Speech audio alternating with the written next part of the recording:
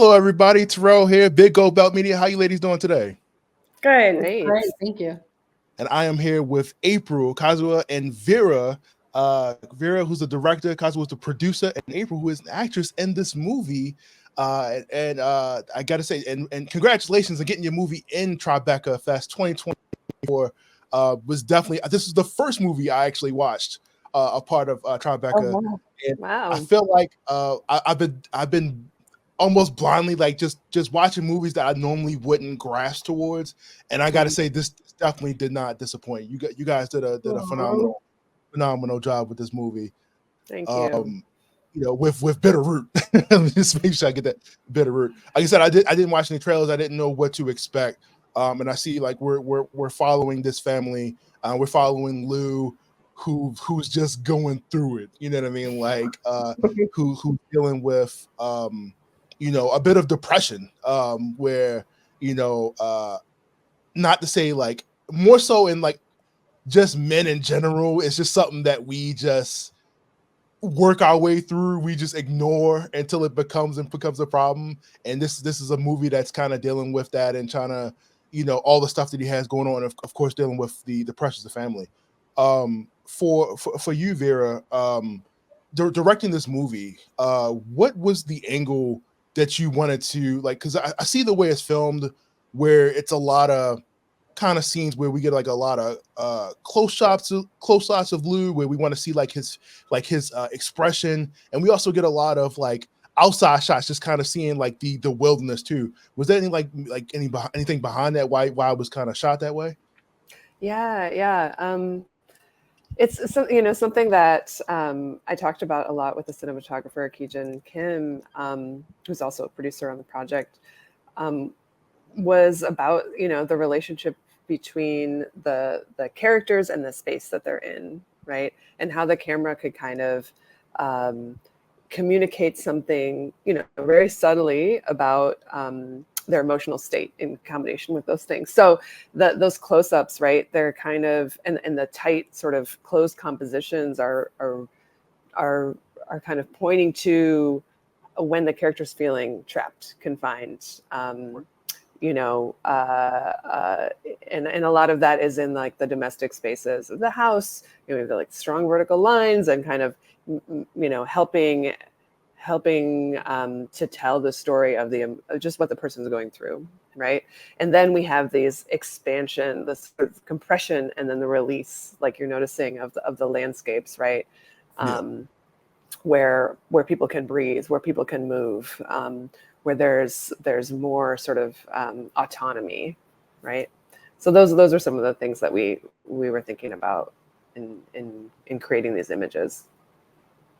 For both you and Kazua, like the, you know, getting this movie, like I said, it's about an hour 30, hour 40. I'm assuming it was probably longer. I'm assuming it was probably some scenes that didn't get in the movie. Because I definitely wanted to explore more of April's character in the movie, and I feel like there wasn't enough time because of course the anxiety of the situation is all focused on Lou.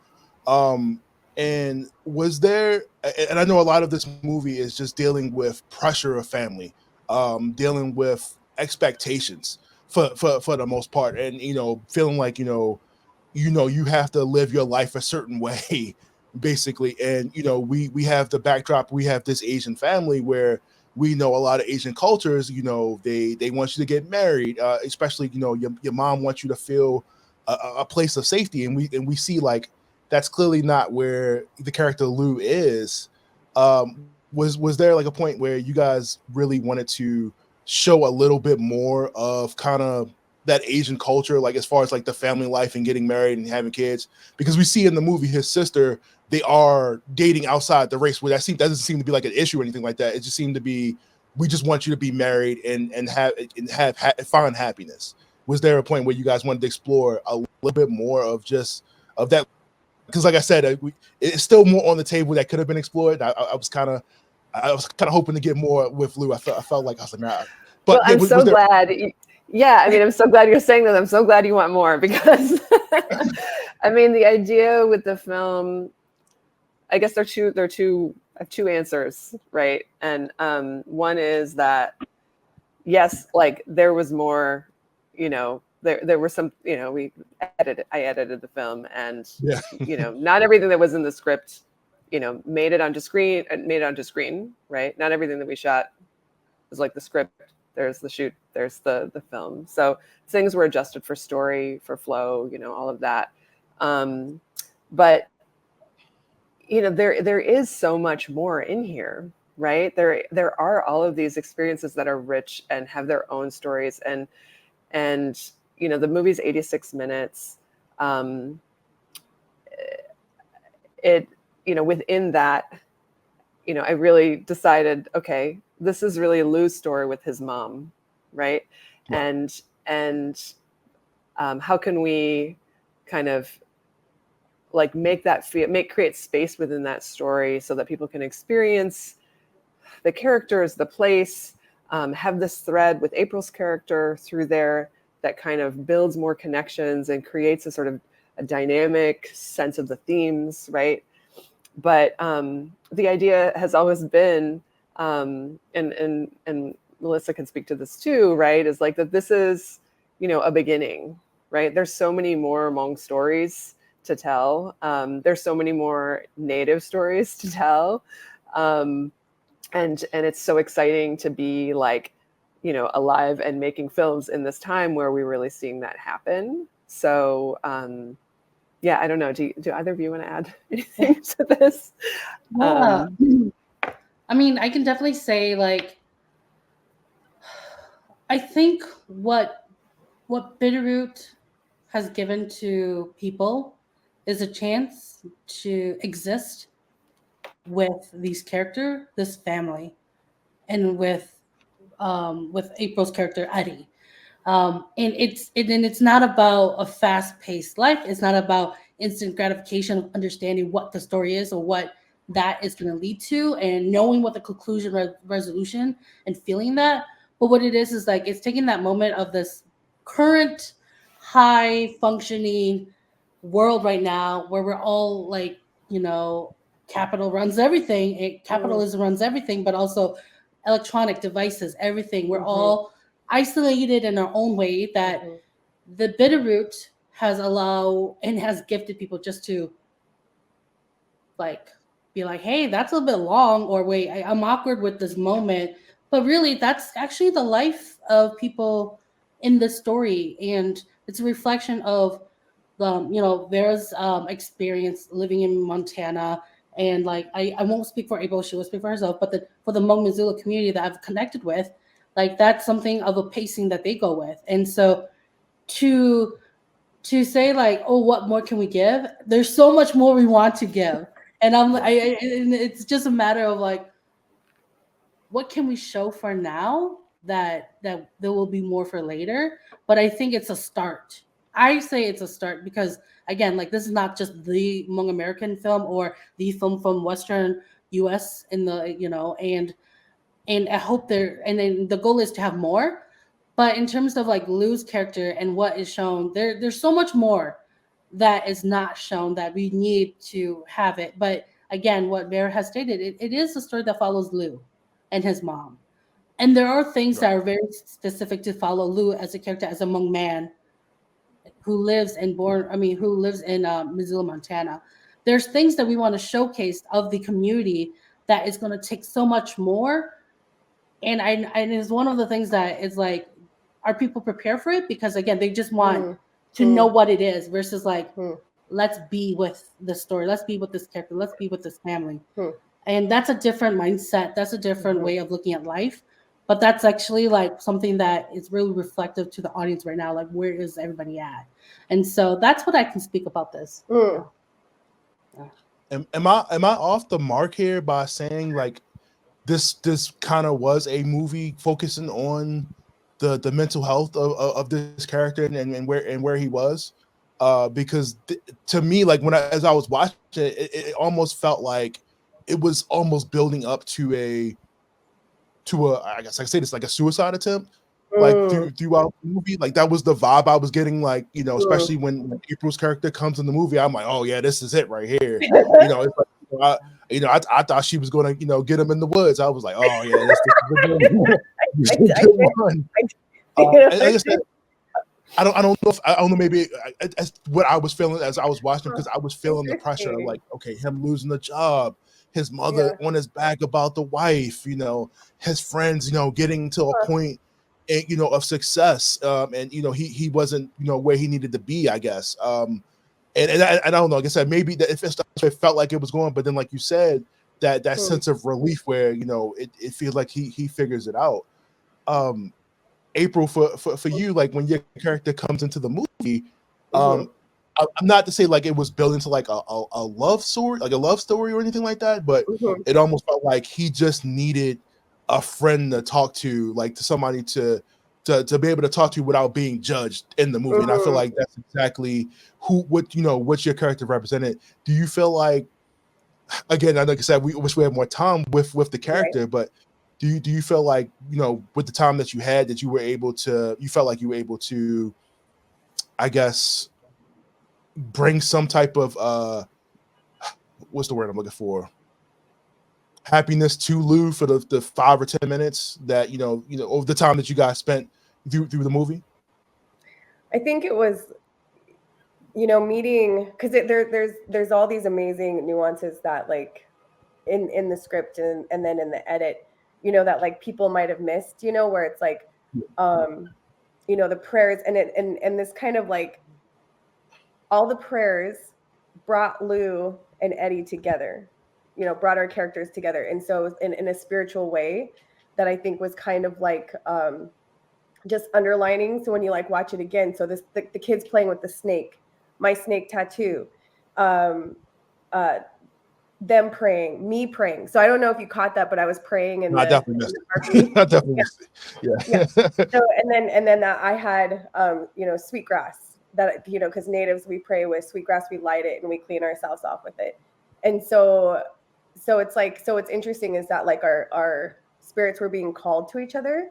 And so in finding each other, I think what was trying to be portrayed is that like we just really settled into each other in just like a really natural, easy way. And so, and in that way, yes, like when spirits are brought to each other, yes, there is a sense of calmness that does happen when people are brought together in that kind of, majestical way type thing. Yeah, I mean, I love that you said this about like, the sort of terror, like coming to the edge, right? And that was like how, push it. What does it mean when someone's like pushed to the edge and maybe doesn't have, some of the like mental health tools, right? Or, the doesn't feel the support network, doesn't really want the support network, right? Doesn't like know to look for it. And that is what he needs, right? But it's like going up to the edge and coming back, right? And this journey towards healing that that is so human, right? That like sometimes we withdraw to protect ourselves. But I guess I believe, right, that we need each other to get through these hard times, right? So that I think is that really is one of the important pieces of the film for me. It's again like as I watch this, like and I'm not trying to start like a whole podcast about this or anything, but as a man, like it's like you don't always get that type of help mentally when you're going through those spaces of the divorce and the pressure of stuff like that, and you're just expected to keep it moving, keep working, and keep it going. Like nobody cares to a certain extent, like if you don't have a job, or they just need this, they just visually see what you're not doing, they don't see what's going on in your head. So like as I'm watching this movie, a lot of that stuff was just resonating, like, man, like I'm hoping this guy gets some help.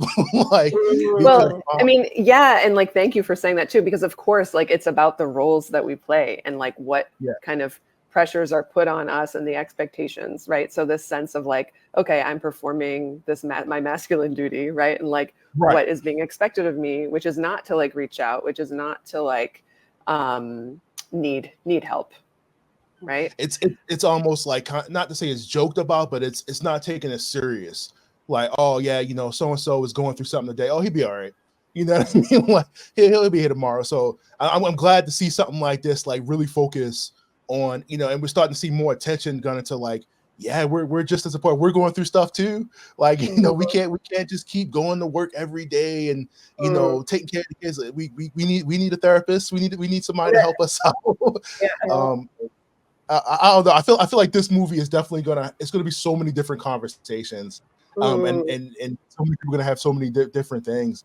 But the main another thing was the family aspect of it and the expectation. And I could understand where his mother was coming from, being a single mom. You know, she sees where her daughter is. She's got a family, she's married, she's, you know, secure on that end, and she just doesn't want to go without seeing her son, at least, you know, feeling like he's safe and secure. But to him doing his part to take care of her is enough for him. But, you know, again, I think that might just be a culture thing that just going over my head, where I just don't understand, you know, kind of why she's pushing that so hard. Maybe you guys have a little bit more understanding as to why the mom was, you know, it wants her son to be married, because apparently getting married is like the solution to everybody's problems. I mean, so again, I think specifically from like the Hmong like social expectation, that it is that you do need to take care of your elders, and you need to secure your family in terms of like getting married, having kids. But I think the most unique thing about Bitterroot is that there's always that pressure, right? That is like culturally everyone gets it. However, we get to see it in the home, in the space that's very intimate to them, or in the car, and everything outside, the world, the land, they're not part of that conversation because it's between the mom and the son. And this can be reflected, and people can relate to that. Because you don't do this out in public, or you try not to, because it's like very personal. But for the audience to see that, it's to get a glimpse of like the mom is not. I think the mom is pressured by other things, pressured by time, pressured by her age, pressured by like, you know, like, okay, this is how the society, in terms of being Hmong, we function, we support each other by going to gatherings, going to funerals, being a community, and showing up for each other. And the expectation that her son needs to do that so that he is taken care of when she's no longer there. And so it, like, for me, I always like feel very emotional, and I like on set I cried when they were like in the hospital scene where Lou basically was, you know, like sitting next to his mom, and his mom's like, I get this is hard, but who in the end, who's gonna love you, like if I'm no longer here? Because it's not about this moment, I'm gonna be a grandmother, I'm gonna do this and do that and do this for you. No, it's she thinks about the future so far ahead that it hurts, and she wants to do it. I think that's a different aspect of like relationship that that was shown through Bitterroot. But also, like, I think a lot of people can relate, because regardless if it's cultural nuances that's involved or the cultural identities with that, I think a mother's love is very important. And like, I think the pressure that a man puts on himself in thinking that, okay, I have to do it, I have to take care of all this, that can be mentally, emotionally exhausting. And it's about whether they're willing to even ask for guidance and help, and tap into the spirituality. So there's that moment when Lou contemplates of like, not contemplates, but he just does it, where he eats the granola bar in the forest when he goes Mora hunting. And he's just like, I'm gonna imitate what I saw the elder do, but I don't know if it's correct, but he does it anyway, just because, again, I think it's him taking that step forward to maybe like accepting a part of that, and regardless if he truly believes it or not. But that's the thing with like, even with a relationship, is like, I'm expected to do this. I'm expected to be the, you know, the man of the household to help provide, or like I'm taking care of mom. But all of that is like, yes, it is the social structure that's put on him, but it's also him as well. And then how does he deal with it? So that, I mean, that's as much as I can say. And again, like the moments that you see between Lou and Song, it's like the moments that that I think we probably had at one time with an elder, someone we love, in trying to communicate, but understanding that it's definitely like one person is saying this and the other person is saying this, or they're not listening. But in Lou's case, he doesn't say anything. You notice he just listens and then he walks away, but he takes all that in. I feel it when I watch the scene when the mom is in the car and him, and she's telling him all this stuff, and we don't see their full view of how he's looked. But what we do is I feel the energy of like he's taking all of that and he's just going to leave with it, and he's building it himself, right? To the point that you do wonder if that is mental health of like, how do you deal with all that, right? And when you go to the next scene, like it's just in that person. So that's something where I'm like, yeah. Man, you got me want to call my mother right now. Tell her I love her. Please do. Every day. Yeah. I mean, that's the thing, right? It's like how our parents express their love for us is not necessarily something we always understand, right? It comes through as like pressure. It comes through as like something just oppressive sometimes, right? But that's them telling us that they love us. And I think that is that I think when you really grasp that, that is like a step in maturity and growth, right? When you can say, okay, my parent is being a parent. And yeah, so I think like Lou is kind of coming to terms with that in the film, that, you know, this pressure to marry is his mom's way of expressing her like deepest, most profound love for him. No, spoiler alert. Yeah.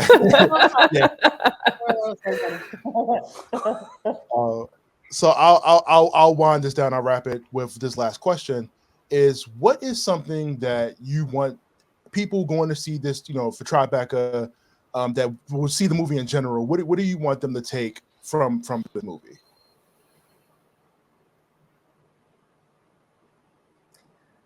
I'll go. So I love that they put an indigenous character into this, you know, because Bitterroot is filmed in the homelands of my people. It's our ancestral homeland as indigenous people, as a Bitterroot Salish woman, and the lineage, you know, comes from the Bitterroot. And so I thought it was really cool that they put in an indigenous character for Lou to meet, and also just to it wasn't highlighted as much because the story was about, you know, the mom and son, but I thought it was so cool how our cultures are just so intertwined. Like our ceremony, you know, like there's such similarities in our ceremonies and in our cultural ways of traditions and doing things. And so, you know, the prayer offerings, you know, like we do that when we go out and harvest our indigenous foods, like we do prayer offerings. And so I don't know, that's something that I wanted to leave the audience with, is, you know, who goes and sees it. I would say I'm excited, and I hope people walk away with, you know, hearing how beautiful the Hmong language is, because it is an American film. It is.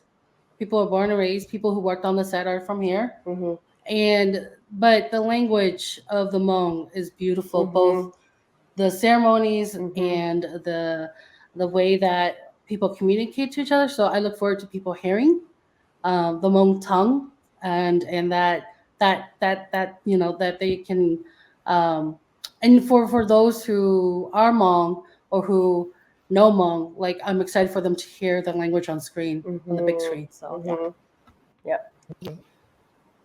yeah, like here to all of those things for sure for me. And I guess I'll just say, like, just broadly, like I'm someone who's like carrying the torch for cinema as a space for reflection. And it feels like, you know, it's harder and harder with, you know, streaming and watching movies on your phone. And like, I mean, we all do that. And there's some wonderful things about it. And then there's also these challenging things for, you know, there's nothing like being in a theater with people, right? And experiencing a film collectively, and really sitting with it.